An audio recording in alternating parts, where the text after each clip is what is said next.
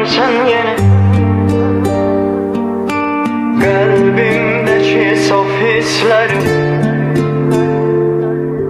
herden beni salsan ya da sevmirəm səni mən, dönmərəm sənə mən. Sən tək darıxmışam mən bil ki toxunuşlardan, saf gülüşlərdən, o baxışlardan. İnan yorulmuşam bil ki bu olanlardan, ayrılıqlardan, ayrı qalmaqdan. Hər dəfə səninlə keçdiyimiz o gizli yollardan, səncə heyf olmadı mı qurduğumuz o xəyallardan?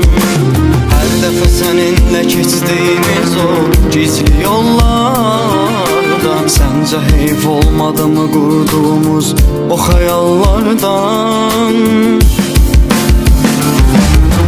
Ölsən belə dönsən yenə sevmərəm səni mən, qəlbimdəki saf hissləri öldürdün daha sən. Hərdən məni salsan ya da düşünmə sənə dönərəm, sevmirəm səni mən, dönmərəm sənə mən.